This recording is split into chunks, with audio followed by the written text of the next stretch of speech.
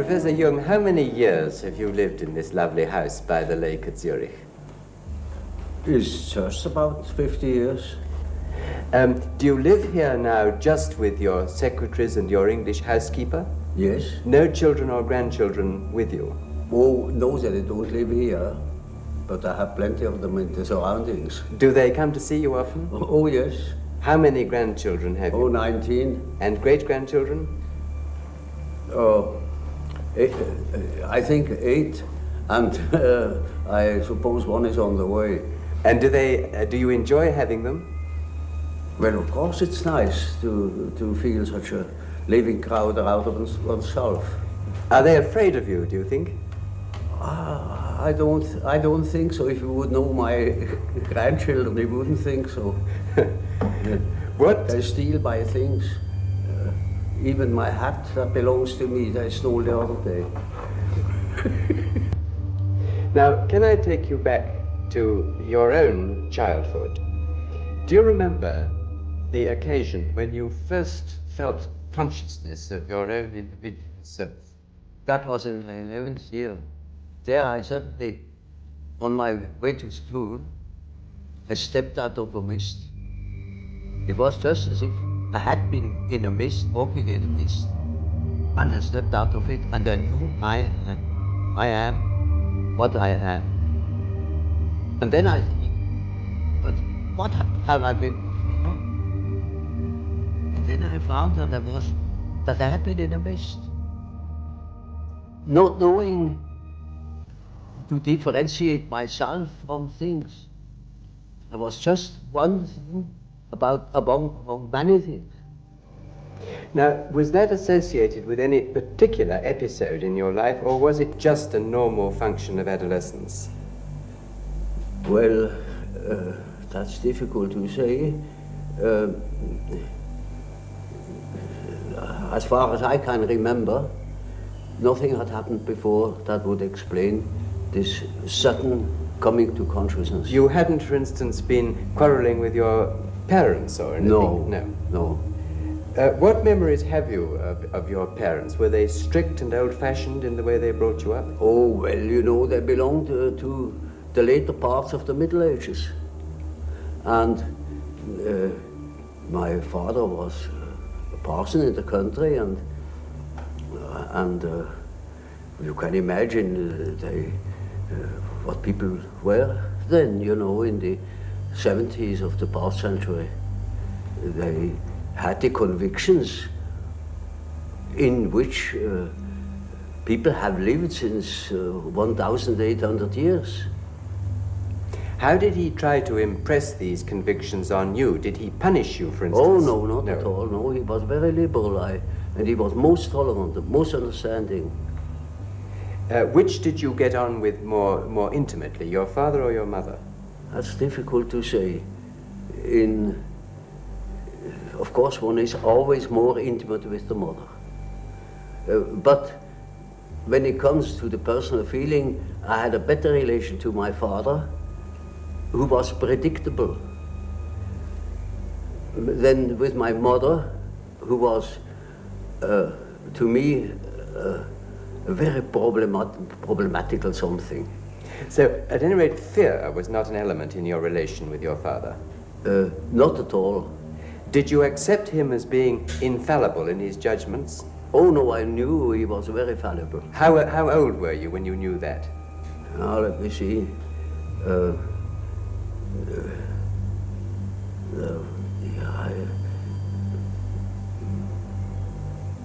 Perhaps 11 or 12 years old. It was hanging together with the fact that I knew I was.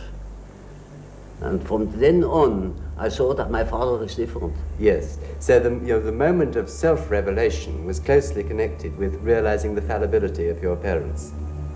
Yes, one could say so. Now, what about... But I realized that I had fear of my mother, but not during the day. There she was quite known to me and predictable, but in the night, I had fear of my mother. And can you remember why? Can you remember what that I have not the slightest idea why. No. What about your school days now? Were you happy at school as a schoolboy? In the beginning, I was very happy to have companions, you know, because before I had been very lonely. We lived in the country, and I had no brother and no sister. My sister was born very much later, when I was 9 years old. And so I was used to be alone, but I missed it. I missed company. And in school it was wonderful to have company. But soon, you know, in a country school, naturally, I was far ahead. And then I began to be bored. What sort of religious upbringing did your father give you? Oh, we were Swiss Reformed. And did he make you attend church regularly? Oh, well, that was quite natural. Yes. Everybody went to church on Sunday. And did you believe in God? Oh, yes. Do you now believe in God? Now, difficult to answer. I know. I don't need to believe. I know. Well, now, turning to the next staging point in your life, what made you decide to become a doctor? That was in the first place a merely opportunistic choice. Originally, I wanted to be an archaeologist, Assyriology, Egyptology, or something of the sort. I hadn't the money. The study was too expensive. So my second love then belonged to nature, particularly zoology. And when I began my studies, I inscribed in the so-called philosophical faculty 2, that means natural sciences. But then I soon saw that the career that was before me would make a schoolmaster of me. I never thought I had any chance to get any further because we had no money at all. And then I saw that didn't suit my expectations. You know, I didn't want to become a schoolmaster. Teaching was not just what I was looking for.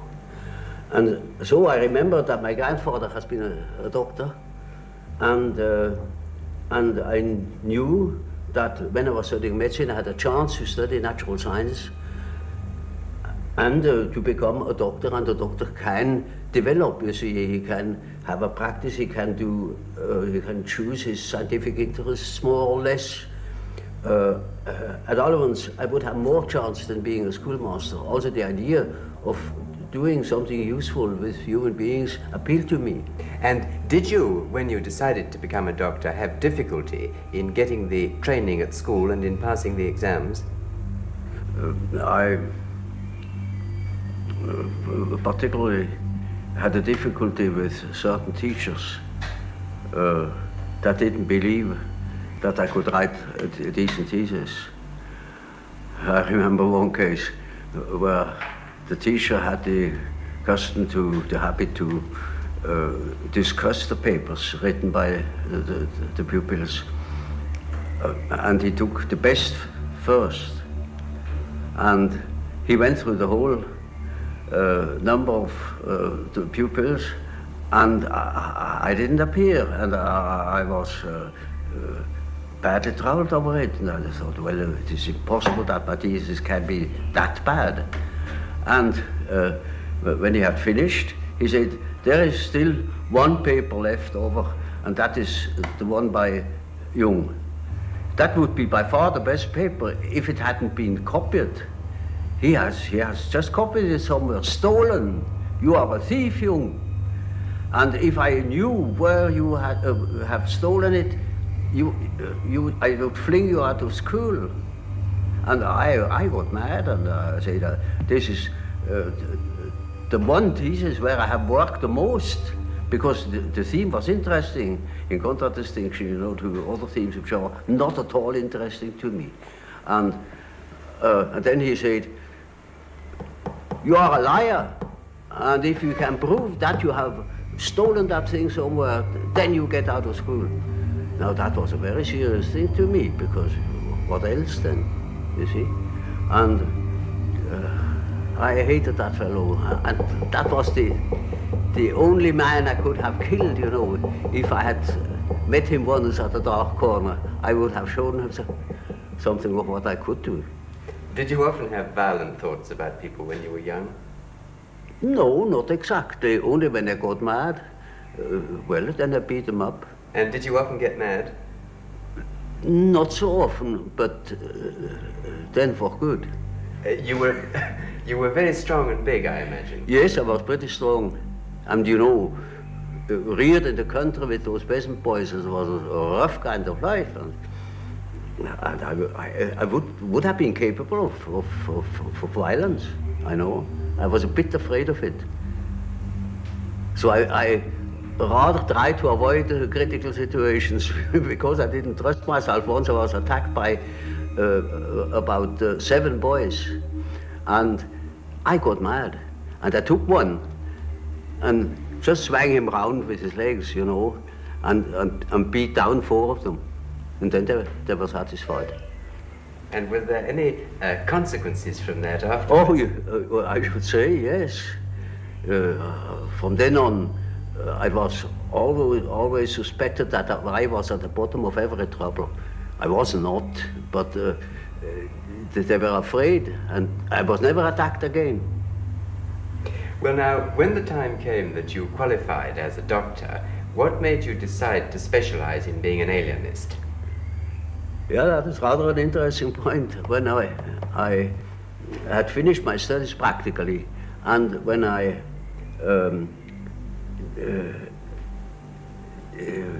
didn't know what I really wanted to do, I had a big chance to follow one of my professors. He was called to a new position in Munich, and he wanted me as his assistant. But then, in that moment, I studied for my final examination. I came across the textbook, a textbook of psychiatry. Up to then, I thought nothing about it, because our professor then wasn't particularly interesting.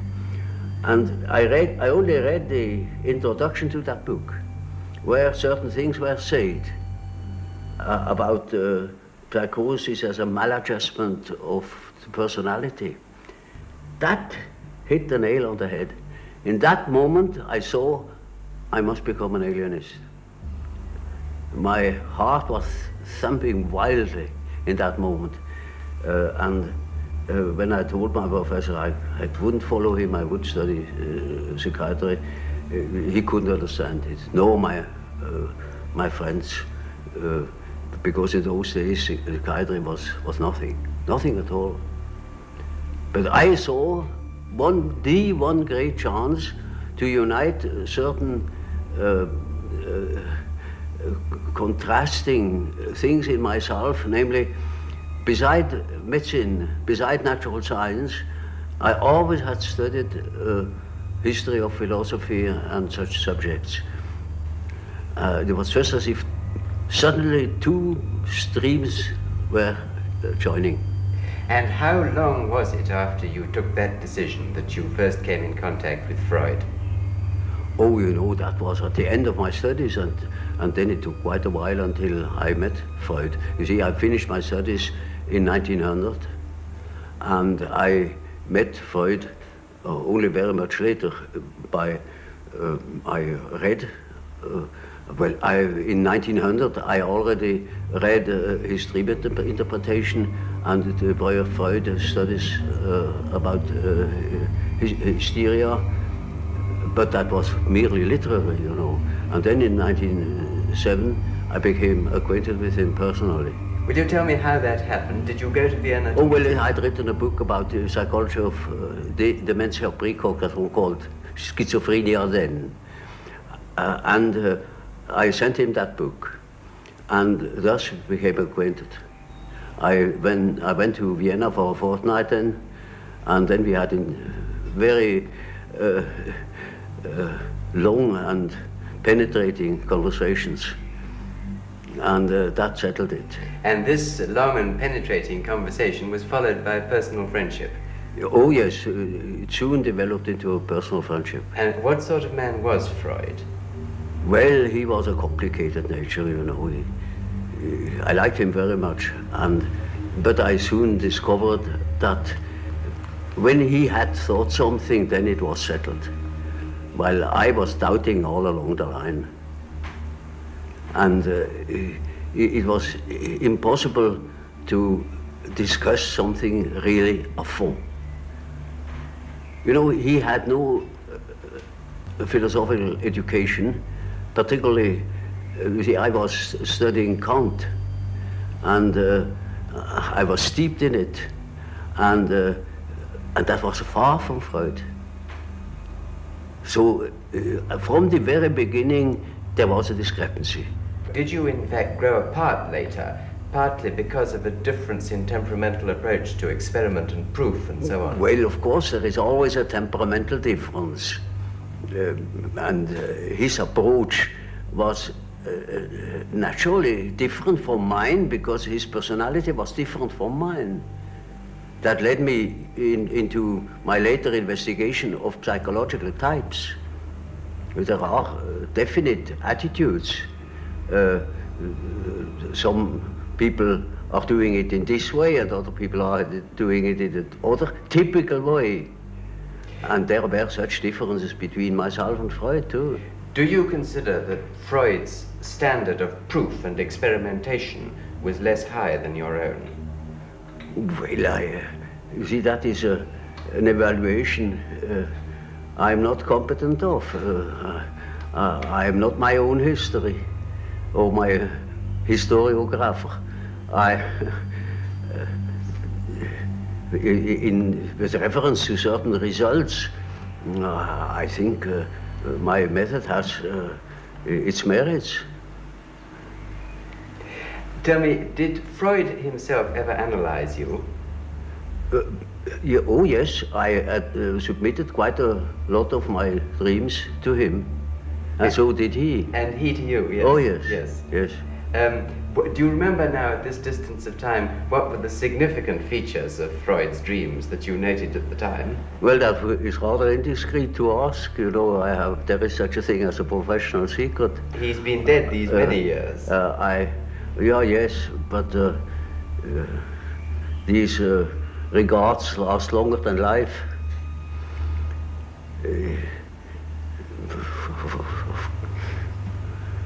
I prefer not to talk about it. Well, may I ask you something else then, which perhaps is also indiscreet? Is it true that you have a very large number of letters which you exchanged with Freud, which are still unpublished? Yes. When are they going to be published? Well, not during my lifetime. You would have no objection to them being published after your lifetime? Oh, no, not at all. Because they are probably of great historical importance. I don't think so. Then why have you not published them so far? Because they were not important to me enough. I see no particular importance in them. They are concerned with personal matters? Well, partially. But I wouldn't care to publish them. Well now, can we move on to the time when you did eventually part company with Freud? It was partly, I think, with the publication of your book, The Psychology of the Unconscious. Is that correct? That was the real cause. Well now, before you... Oh, I mean the final course, because it had a long preparation. You know, from the beginning I had a reservatio mentalis. I couldn't agree with quite a number of his ideas. Which ones in particular? Well, chiefly his purely personal approach and his disregard of the historical conditions of man. You see, we depend largely upon our history. We are shaped through education, through the influence of the parents, which are by no means always personal. They were prejudiced or they were influenced by historical ideas or what I call dominance. And that is a most decisive factor in psychology. And we are not of today or of yesterday. We are of an immense age. Was it not partly your observation, your clinical observation of psychotic cases, which led you to differ from Freud on this? It was partially my experience with schizophrenic patients that led me to the idea of certain general historical conditions. Is there any one case that you can now look back on and feel that perhaps it was the turning point of your thought? Oh yes, I made quite a number of experiences of that sort, and I went even to Washington to study Negroes at the psychiatric clinic there in order to find out whether they have the same type of dreams as we have. These experiences and others led me then to the hypothesis that there is an impersonal stratum in our psyche. And I can tell you an example. We had a patient in the ward. He was quiet but completely dissociated, schizophrenic. And he was in the clinic already for over 20 years. He had come into the clinic, as a matter of fact, being a young man, a little clerk, and did no particular education. And once I came to the ward, and he was obviously excited and called to me, took me by the lapel of my coat and led me to the window and said, "Doctor, now you must see. Now look at it. Look up at the sun and see how it moves. You see, you must move your head too, like this, and then you will see the follows of the sun. And you know, that's the origin of the wind. And you see how the sun moves as you move your head from one side to the other." Now, of course, I didn't understand it at all. I thought, there you are, he's just crazy. But that case remained in my mind. And 4 years later, I came across a paper written by the German historian Dietrich, who had dealt with the so-called Mithras liturgy, a part of the great Parisian sorcerer Papyrus. And there he produced a part of the so-called Mithras liturgy. Namely, it is said there, after the second prayer thou wilt see how the disk of the sun unfolds. And you will see hanging down from it the tube, the origin of the wind. And when you move thy face to the regions of the east, it will move there. And if you move your face to the region of the west, it will follow you. And instantly I knew, now this is it. This is the vision of my patient. But how could you be sure that your patient wasn't unconsciously recalling something that somebody had told him? Oh no, quite out of question, because that thing was not known. It was in a magic papyrus in Paris, and it wasn't even published. It was only published 4 years later after I had observed it with my patient. And this you felt proved that there was an unconscious which was something more than personal. Oh, well, that was not a proof to me, but it was a hint. And I took the hint. Yes. Now, tell me, how did you first decide to start your work on the psychological types? Was that also as a result of some particular clinical experience? Less so. It was a very personal reason. Namely, to do justice to the psychology of Freud, also to that of Adler. and to find my own bearings.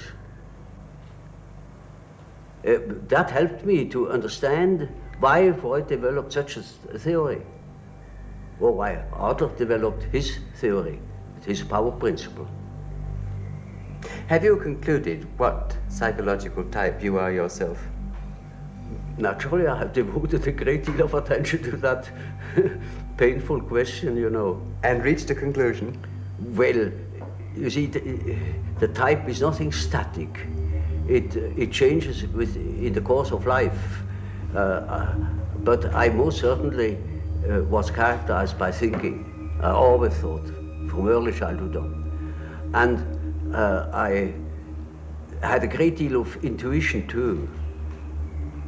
And I had a definite difficulty with feeling. And my relation to reality was not particularly brilliant. I was often at variance with the reality of things. Now that gives you all the necessary data for the diagnosis.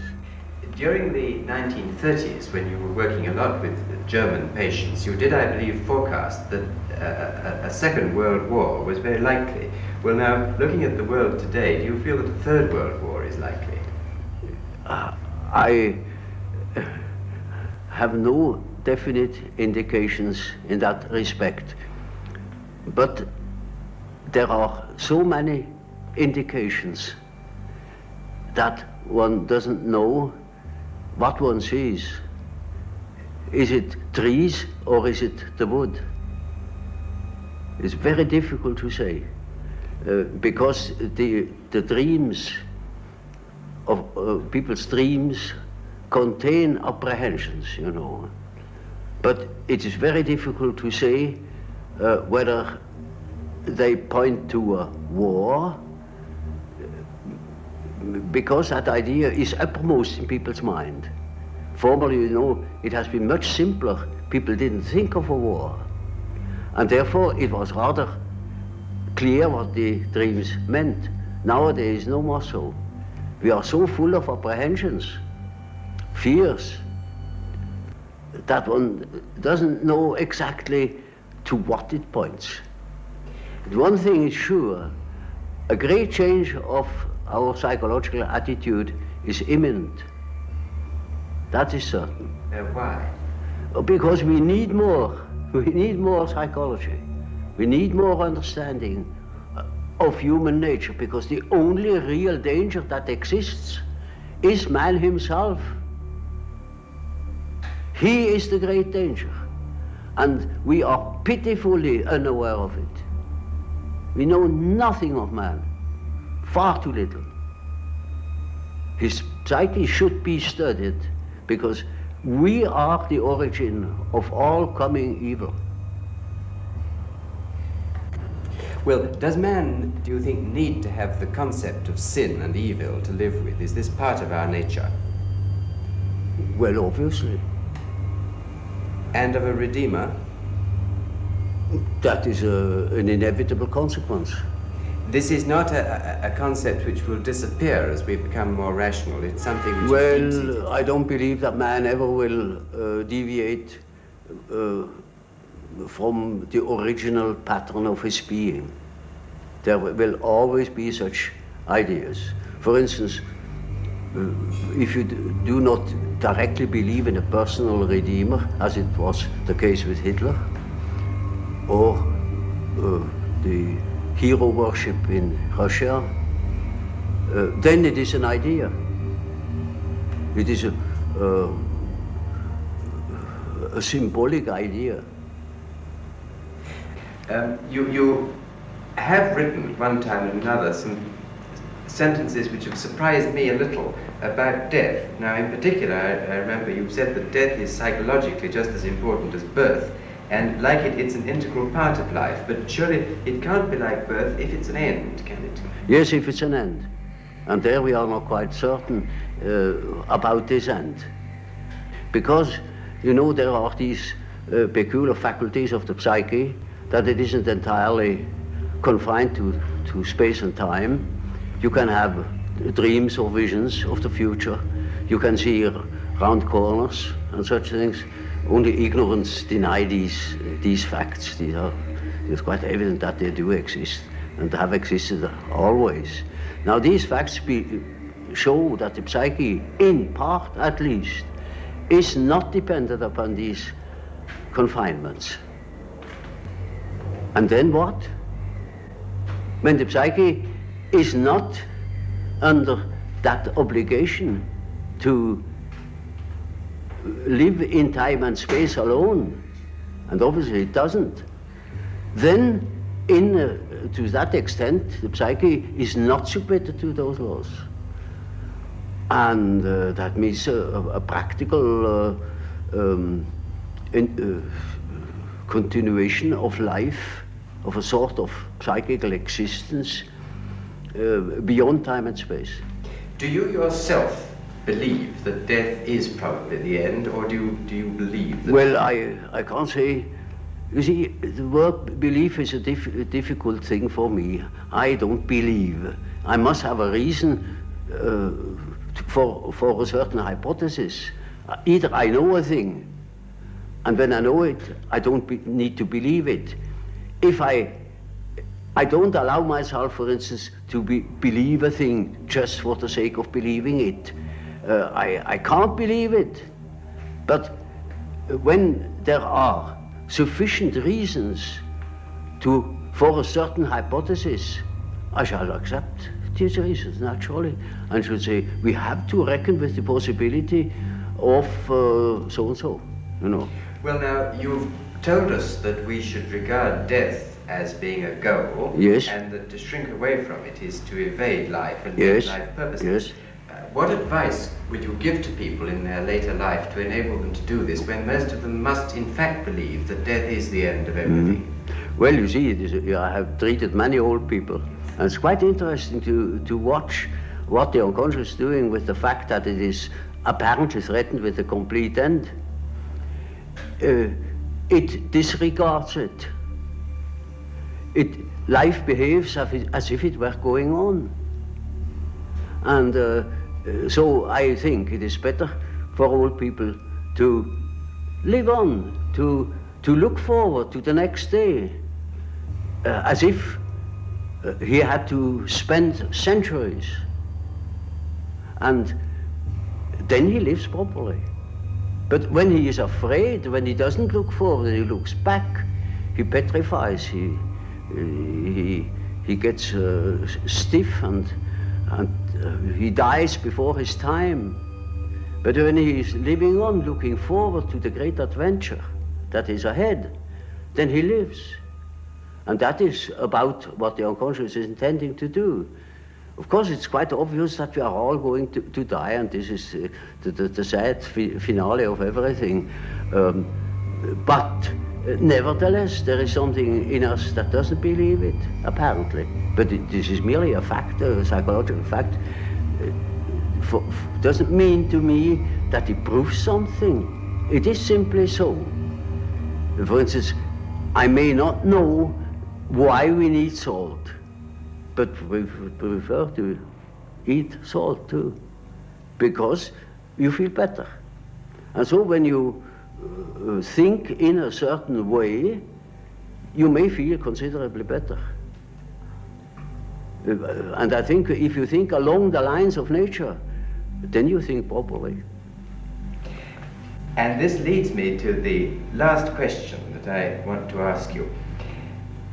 As the world becomes more technically efficient, it seems increasingly necessary for people to behave communally and collectively. Now, do you think it possible that the highest development of man may be to submerge his own individuality in a kind of collective consciousness? That's hardly possible. I think there will be a reaction. A reaction will set in against this communal dissociation. You know, man doesn't stand forever his nullification. Once there will be a reaction, and I see it setting in. You know, when I think of my patients, they all seek their own existence, and to assure their existence against that complete atomization into nothingness or into meaninglessness. Man cannot stand a meaningless life.